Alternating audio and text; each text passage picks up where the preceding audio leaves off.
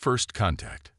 High Commander Varric of the Nevarian Imperium stood on the observation deck of his flagship, the Eternal Dominion, gazing at the holographic display of the unremarkable solar system they had just entered.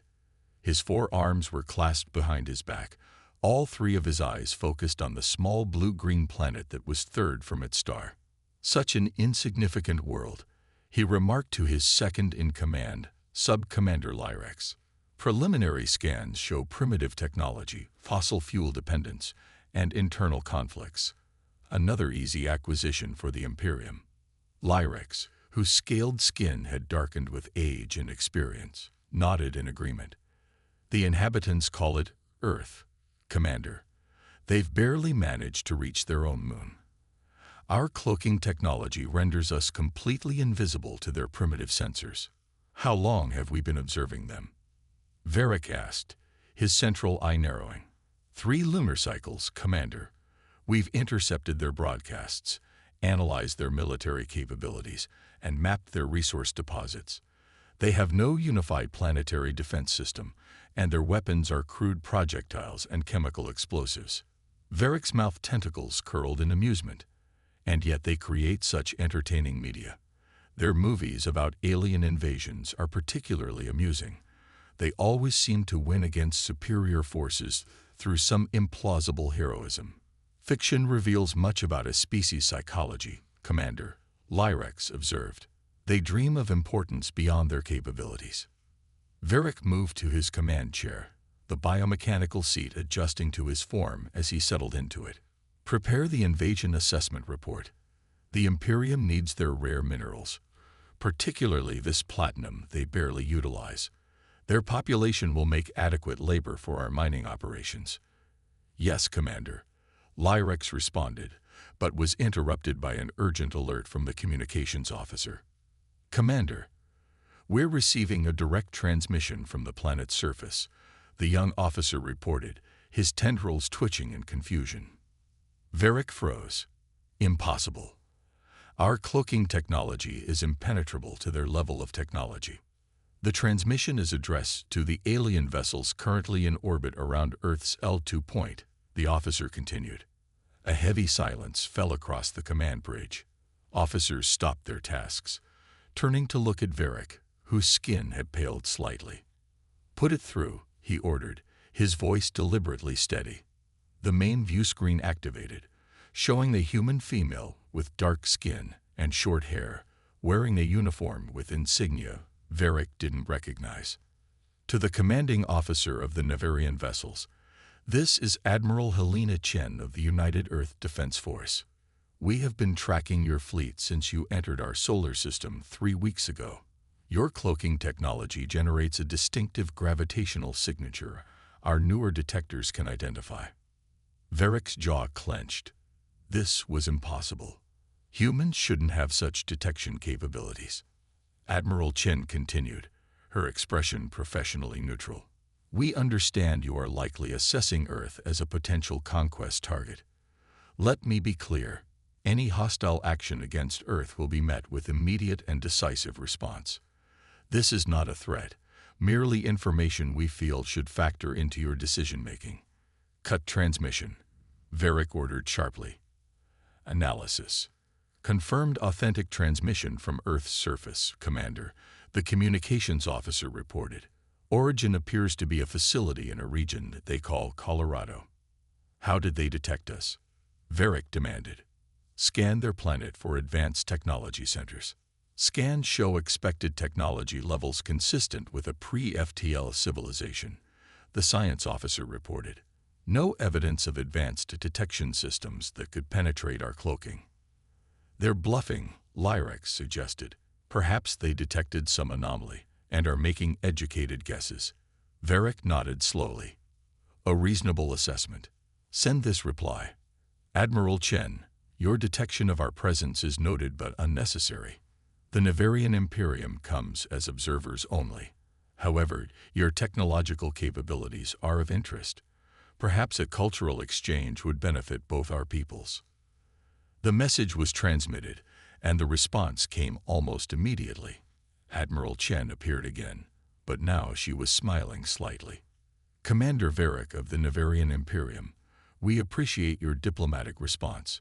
However, we must decline any cultural exchange at this time. We are aware of your empire's history with other civilizations. Your vessels have exactly 48 Earth hours to withdraw from our solar system. After that time, we cannot guarantee your safety. The transmission ended abruptly, leaving the bridge in stunned silence. They know our name, Lyrex whispered. How could they possibly know the name of our civilization? Varric rose from his chair, his skin flushing with anger. Scan their system for any non-Earth vessels. Check for quantum communication traces to other star systems. Nothing detected, Commander, the science officer reported after a moment. They're bluffing, Varric decided, his voice hardening. They must have captured some intelligence from a passing trader or scout ship. Perhaps they've had contact with the Meridian Alliance. What are your orders, Commander? Lyrex asked. Varric stared at the image of Earth rotating peacefully on the main screen. Prepare the invasion fleet. We will strike simultaneously at their major population centers. Minimal casualties initially. We need laborers for mineral extraction. Once they understand resistance is futile, we'll establish a planetary government under our control. And if they resist? Lyrex asked quietly. Then we will show them why the Nevarian Imperium has never lost a conquest, Varric replied coldly. As the invasion preparations began, a final text-only message was received from Earth. You have sealed your fate. Varric dismissed it with a wave of his hand. A final desperate attempt to intimidate us. Ignore it and continue preparations. Little did he know those words would haunt him for what remained of his life. The invasion fleet launched 12 hours later minus 100 dropships, each carrying 200 elite Nevarian soldiers. They entered Earth's atmosphere in perfect formation, creating a spectacular light show for the observers below. Sir, the tactical officer reported, the humans are broadcasting on all frequencies, not to us, but to their own population. Let's hear it, Varric ordered, curious about their final words before submission. A male human with graying hair appeared on screen. People of Earth, this is Secretary General Thomas Reyes. The moment we have prepared for has arrived. Protocol Omega is now in effect. Good luck to us all, and remember your training. Varric frowned. Protocol Omega. What training? Before anyone could respond, the tactical officer shouted in alarm. Energy spike detected on the planet's surface. The view screen showed a blinding flash of light. When it cleared, 3 dropships had vanished completely. Report, Varric demanded. Unknown energy weapon, Commander, the tactical officer replied, his voice shaking. Nothing like their known technology. It appears to be a directed plasma weapon. Impossible, Varric whispered. Their technological level precludes plasma weaponry, yet the evidence was undeniable. As they watched in stunned silence, more energy beams lanced upward from Earth's surface, precisely targeting more dropships. Evasive maneuvers, Varric ordered. All ships scatter formation. But it was too late. The humans had anticipated this response. Energy beams continued to rise from multiple locations, targeting the invasion ships with uncanny precision. They're targeting our shield harmonic vulnerabilities, Lyrex reported, disbelief in his voice. Just as they warned they would. Another transmission came through. Admiral Chen again, her expression calm and collected. This is your final warning, Commander Varric. Withdraw now or face annihilation. As the first part of humanity's defense revealed itself, Varric realized with growing horror that this invasion would not be like any other in the Imperium's history. Somehow, this supposedly primitive species had been waiting for them. And worse, seemed fully prepared to fight back with technology that should have been centuries beyond their reach. The invasion begins. The command bridge of the Eternal Dominion had descended into controlled chaos. Status reports flooded in from the surviving dropships, while tactical displays showed the impossible, a pre-FTL civilization successfully repelling the most powerful invasion force in the quadrant. 30% of our dropships destroyed, Commander, reported the tactical officer, his voice strained. Ground forces report heavy resistance in all landing zones. Varric paced the bridge, his clawed feet clicking against the polished floor. How? Their weapons were primitive compared to ours. Not anymore, Lyrex said grimly. He pulled up footage from their ground troops' visual feeds. The images made Varric's primary heart stutter. Humans wearing powered exoskeletons, nothing like the crude military equipment they'd observed during reconnaissance, were engaging Nevarian troops with weapons that cut through Imperial battle armor like it was fabric. Their movements were quick, coordinated, almost augmented. Magnify that soldier, Varric ordered, pointing to one human who was single-handedly decimating a squad of elite forces. The image zoomed in, revealing something that sent a cold sensation down Varric's spine. The human's eyes glowed with an unnatural blue light. Mechanical components were visible at the joints of the armor, and neural interfaces appeared to connect directly to the human's skull. They're enhanced, Lyrex whispered. Cybernetically modified. That's impossible, Varric snapped, though with less conviction than before. Our intelligence indicated no such technology. Their ethical committees and religious groups specifically prohibited such modifications. The communications officer looked up from her station. Commander, we're intercepting their communications. They're discussing something called Project Lazarus. It was activated 10 years ago, when they first detected signs of extraterrestrial observation. 10 years, while the Nevarians had watched Earth's entertainment broadcasts and studied their primitive weapons, the humans had been preparing for them.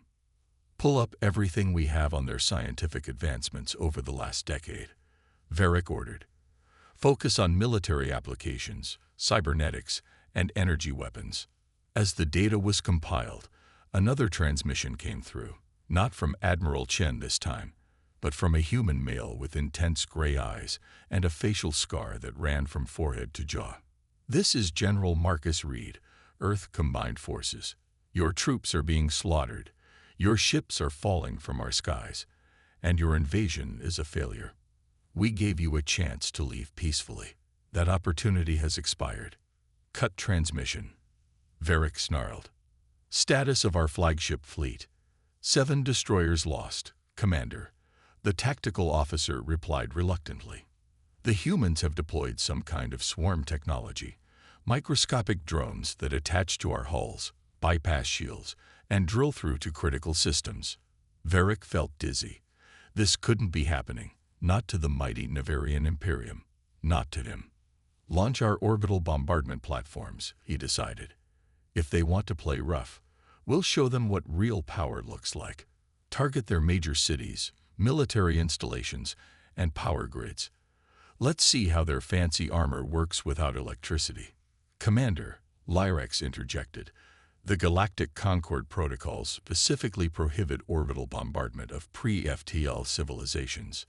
I know what they prohibit, Varric roared, his patience snapping. But these humans have violated the natural order. They should be cowering, begging for their lives. Instead, they're making fools of us. Launch the platforms. No one dared argue further. The command was given, and their 12 orbital bombardment platforms, each capable of reducing a continent to ash, moved into position around Earth. Platforms ready, Commander, the tactical officer announced, awaiting final authorization. Varric took a deep breath. This would end the human resistance once and for all. It would also likely end his career when the Concord learned of it, but better disgrace than defeat. Fire, he commanded. 12 devastating energy beams lanced toward Earth's surface. The bridge crew held their breath, waiting for the catastrophic destruction that would follow. It never came. Instead, as the beams approached Earth's atmosphere, they hit an invisible barrier. Then, astonishingly, they reflected, heading directly back toward the platforms that had fired them. Evasive action. Varric screamed, but it was too late. The platforms, along with the ships nearest them, were annihilated by their own weapons. The bridge fell silent, On the tactical display, more than a quarter of their fleet had just vanished. They have shield technology, Lyrex finally said, his voice barely audible. Planetary shield technology. That was supposed to be impossible for any civilization below Concord classification level 5. Humans were barely level 2 by their measurements. Another transmission appeared. A human female with sharp features and calculating eyes. This is Dr. Eliza Morgan, Chief Scientist of Earth Defense. Your bombardment attempt was predicted and countered. Your shield technology was reverse engineered from the scout ship we captured 17 years ago. We've made some improvements, as you can see.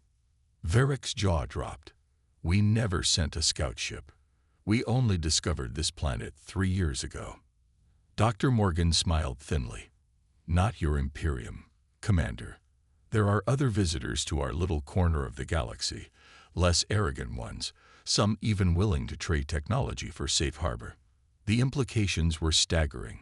Humans had been dealing with alien species before the Nevarians ever arrived. They'd been preparing specifically for a scenario like this invasion. Sir, the tactical officer said urgently, our ground forces are being overrun. Request permission to evacuate surviving troops. Varric nodded numbly. This was no longer an invasion. It was quickly becoming a desperate escape. All ships, he ordered, recover your ground forces and prepare for immediate withdrawal. Battle Group Alpha will provide cover fire. As their ships scrambled to retrieve what remained of the invasion force, Varric received another transmission. This one showed General Reed standing before a massive holographic display of the Nevarian fleet. Leaving so soon, Commander, but we've prepared such a warm welcome for you. Perhaps you'd like to see what else we've learned from our galactic friends. The screen split to show multiple angles of Earth's surface. Massive hangar doors were opening in locations that Nevarian reconnaissance had identified as simple military bases or even civilian facilities. From these hangars emerged ships, human ships, with designs that incorporated elements from at least 3 different alien civilizations. No, Varric whispered. No, no, no. The human ships rose to engage the retreating Nevarian forces. They were smaller than the Imperial warships, but faster and more maneuverable. What they lacked in raw firepower they made up for in tactical precision, targeting the weakest points of the Nevarian vessels with surgical accuracy. Sir, the communications officer reported, panic evident in her voice, we've lost contact with Battle Group Alpha. Battle Groups Beta and Gamma are reporting heavy casualties. Varric collapsed into his command chair, overwhelmed by the magnitude of their failure. Order all remaining ships to make for the jump point. We are retreating. And the ground forces we haven't recovered? Lyrex asked quietly. Varric closed all 3 of his eyes. They are lost. As their battered fleet limped away from Earth, a final transmission came through. Admiral Chen again, her expression neither triumphant nor angry, just coldly professional. Commander Varric, you were warned. Your Imperium now has a choice.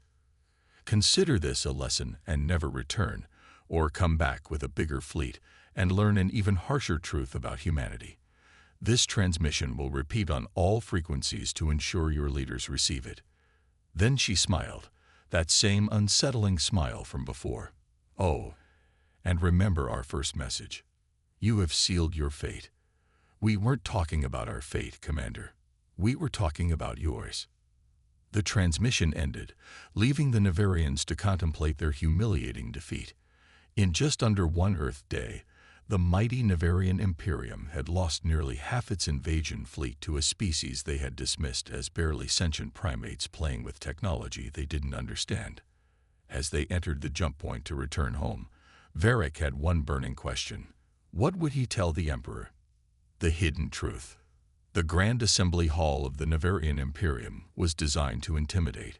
Massive columns of iridescent crystal rose 20 meters to a vaulted ceiling, adorned with constellations representing conquered star systems. The floor, a seamless projection of the cosmos beneath transparent crystal, gave the unnerving impression of walking through space itself. Emperor Janveril, Supreme Commander of the Imperium Fleet and Sovereign of 1,000 worlds, watched Varric's approach with all three eyes narrowed to slits. The Emperor's massive frame, enhanced by centuries of genetic optimization, made the ornate throne beneath him seem almost comically small. Varric dropped to one knee before the throne, head bowed. Protocol demanded he remain silent until addressed. The silence stretched agonizingly. "Commander Varric," the Emperor finally spoke, his resonant voice filling the hall. "Explain to me how the mighty Nevarian Imperium lost half its invasion fleet to a species that hasn't even colonized its own moon." Varric swallowed hard. "Your Eminence, the humans, they were not as they appeared. Our intelligence was flawed. They possessed technology far beyond their apparent development level." "So I have observed," the Emperor replied coldly. He gestured with a clawed hand, and footage from the battle played on massive screens around the hall: planetary shields, energy weapons, cybernetically enhanced soldiers, and human ships with alien technology. Quite the collection of surprises from a primitive species. "They had help, Your Eminence," Varric began. "Other alien civilizations provided." "I know what they had," the Emperor roared, rising from his throne. The courtiers and officials lining the hall flinched in unison. "What I want to know is how you failed to discover this before sending my ships to be slaughtered." There was no good answer. Their reconnaissance had been thorough, or so they'd thought. They'd monitored human communications, studied their military capabilities, analyzed their technological level. Somehow, the humans had hidden their true strength completely. "Your Eminence, they deceived us deliberately," Varric said. "They maintained a facade of technological limitation while secretly preparing for extraterrestrial contact. They knew we were watching." The Emperor settled back onto his throne, his breathing sacs inflating and deflating rapidly, a sign of extreme irritation. "And now, what do your experts believe about these humans?" Varric gestured to Science Minister Trelvor, who stepped forward nervously. "Your Eminence," the minister began, activating a holographic display. "Our analysis of the battle data suggests the humans have achieved technological integration capabilities beyond anything we've encountered. They don't innovate so much as adapt. They take disparate technologies and combine them in ways their original creators never imagined." "Explain," the Emperor demanded. Minister Trelvor displayed a hologram of one of the human ships. "This vessel contains elements we recognize from Meridian technology, Solari design philosophy, and even some Nevarian engineering principles. But the way they've integrated these elements creates something entirely new." The minister highlighted various components of the ship. Their shield harmonics shift randomly, making them virtually impossible to target effectively. Their weapon systems draw power from what appears to be a modified Meridian fusion array, but with efficiency levels the Meridians themselves haven't achieved. "You're saying they improve alien technology?" The Emperor sounded incredulous. "Not just improve, Your Eminence, transform. Their thinking is unconstrained by convention. Where we see established technological pathways, they see possibilities we never considered." The Emperor turned back to Varric. "And what of their aggression? Are they likely to pursue us, to attack Nevarian worlds in retaliation?" This was the question that had haunted Varric since their retreat. He had studied humans extensively during their journey home, reviewing historical records freely available on their information networks. What he found was troubling. Humans are paradoxical, Your Eminence. Their history is filled with constant warfare amongst themselves, yet they show remarkable restraint when victorious. They can be barbaric in battle but magnanimous in peace. My assessment is that they will not immediately pursue us beyond their solar system, but they will prepare for our return. They will expect us to attack again, and with greater force." "And should we?" the Emperor asked, leaning forward. "Should we gather the full might of the Imperium and crush these upstart primates?" The court fell silent, awaiting Varric's response. His career, possibly his life, hung on his next words. He could recommend a massive counterattack, the expected response from a Nevarian commander. Or he could speak the truth as he now understood it. He chose truth. "No, Your Eminence, we should not." Gasps echoed through the hall. The Emperor's eyes narrowed dangerously. "Explain yourself, Commander, before I have you executed for cowardice." Varric stood tall, meeting the Emperor's gaze. "The humans demonstrated capabilities far beyond what we anticipated, yet I believe they showed restraint. They could have pursued our retreating fleet. They could have destroyed us completely. They chose not to." He activated his data tablet, displaying the final transmission from Admiral Chen. Their warning was clear. They consider this a lesson. If we return with greater force, they will respond in kind, based on their rate of technological adaptation. By the time we could mount another invasion, they will be even more formidable. Science Minister Trelvor nodded in agreement. "Commander Varric's assessment aligns with our projections, Your Eminence. The human technological growth rate is exponential, not linear. In the time it would take us to prepare another invasion fleet, they could advance decades beyond their current capabilities." The Emperor growled, a low, dangerous sound. "You suggest we simply accept this defeat, that we allow a Level 2 civilization to humiliate the Nevarian Imperium without consequences." "I suggest, Your Eminence," Varric said carefully, "that we re-evaluate our classification of humanity.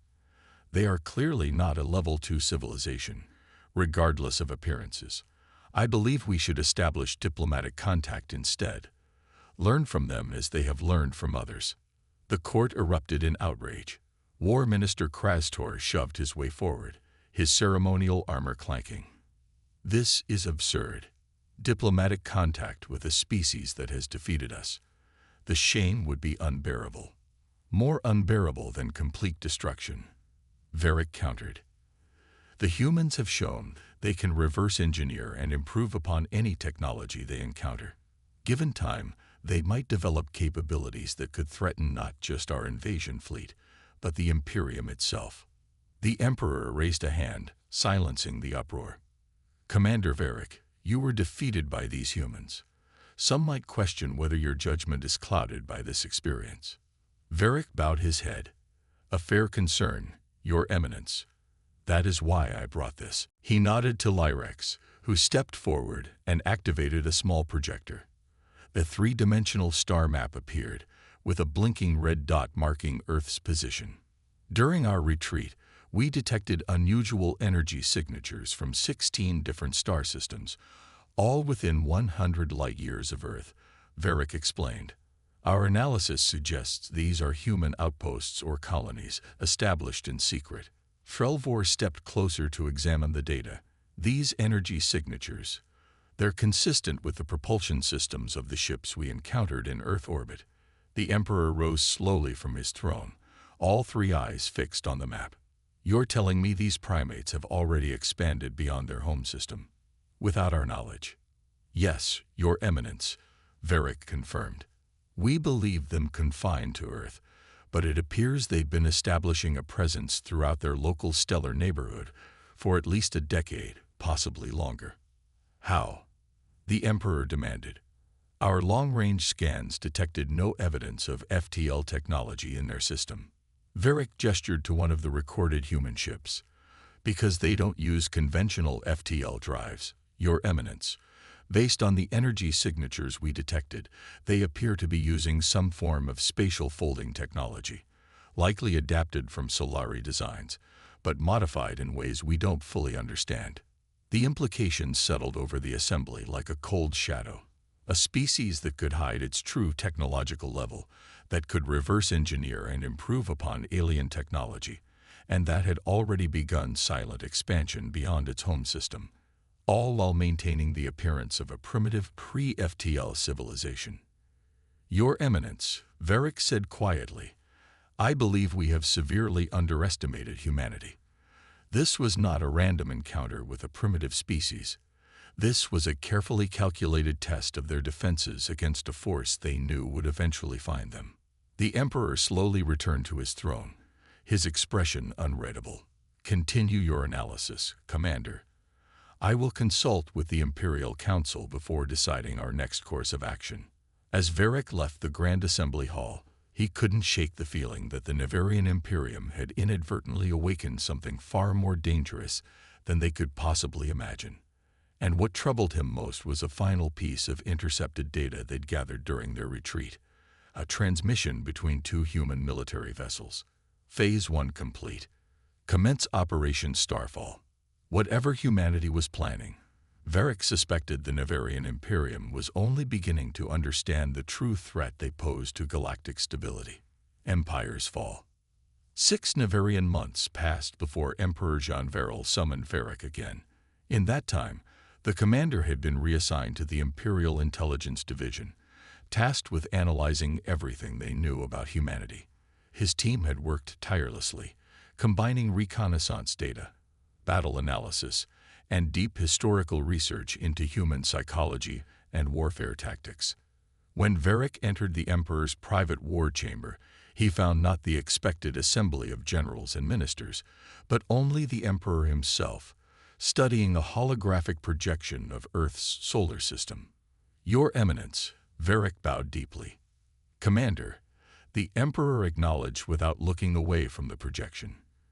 "Your latest report makes for concerning reading. I've reported only what our intelligence suggests is true, Your Eminence. You theorize that humans have been aware of alien civilizations for over 50 of their years," the Emperor said, "that they've been systematically collecting and reverse engineering technology from multiple species, that they've established outposts in at least 20 star systems using unconventional FTL technology, and that they've been deliberately projecting an image of technological backwardness to avoid drawing attention." "Yes, Your Eminence." The Emperor finally turned to face him. "The Imperial Council believes your assessment is overcautious, that you've been traumatized by your defeat and now see these primates as more formidable than they truly are." Varric remained silent, waiting. "I have decided to act against your recommendation, Commander. The full might of the Imperium will be brought to bear against Earth and its secret colonies. They caught us unprepared once. They will not do so again." Varric's heart sank. "Your Eminence, I must respectfully—" "Your objection is noted, Commander," the Emperor interrupted. "But the decision is made. The honor of the Imperium demands it." 3 weeks later, the largest battle fleet ever assembled in Nevarian history entered Earth's solar system. Over 1,000 warships, including 5 planet crackers, vessels capable of shattering a world's crust, dropped out of FTL at the system's edge. Emperor Jean Varel himself commanded from the super-dreadnought Imperial Vengeance, with Varric reluctantly serving as his chief tactical advisor. "No response from Earth yet," the communications officer reported. "Their orbital defenses appear unchanged from our last encounter." "They know we're here," Varric said quietly. "They're waiting." "For what?" the Emperor asked. "I don't know," Varric admitted, "but caution suggests." "Caution lost us our advantage of surprise," the Emperor cut him off. "All ships, advance formation. Target their planetary defense systems first, then their military installations. Once their resistance is broken, we will negotiate the terms of their surrender." As the mighty armada moved inward toward Earth, Varric watched the tactical displays with growing unease. Something wasn't right.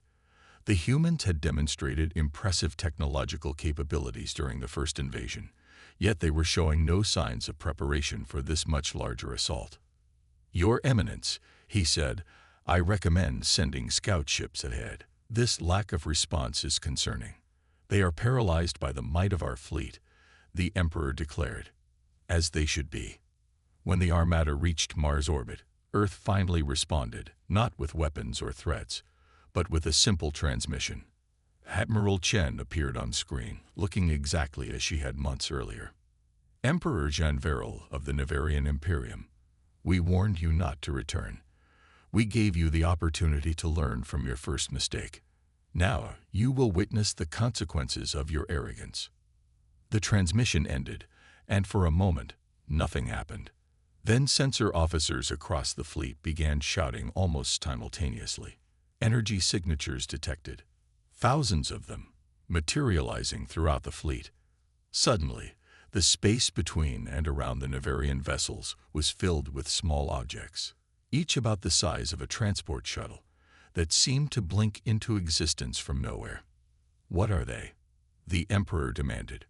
Before anyone could answer, the objects activated, releasing a wave of energy that swept through the fleet.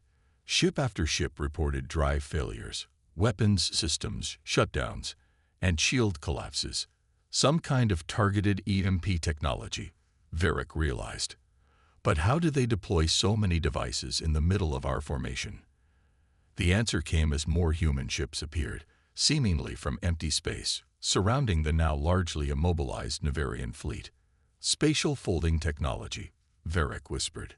"They can insert ships and weapons directly into three-dimensional space without conventional movement." The Emperor stared in disbelief as nearly 80% of his fleet hung dead in space, powerless. "Impossible.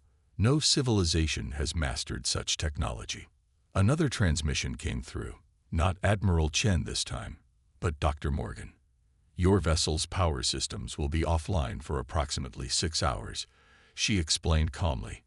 "We could have destroyed your fleet, but we chose not to. Consider this demonstration evidence of our capabilities and our restraint." The Emperor rose from his command chair, rage contorting his features. "You dare." "We dare much more than this," Dr. Morgan interrupted. "While you were planning your revenge, Emperor, we've been busy. Perhaps you'd like to see what we've been building." The transmission shifted to show a massive structure in orbit around a distant star, a Dyson swarm, partial but growing, capable of harnessing the energy of a sun.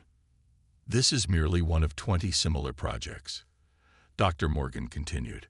"Within 10 years, we will have the energy production capacity of a Level 7 civilization by your Concord's classifications. We've also begun terraforming operations on 17 planets and established diplomatic relations with 4 species you've previously conquered." The Emperor sank back into his chair, stunned.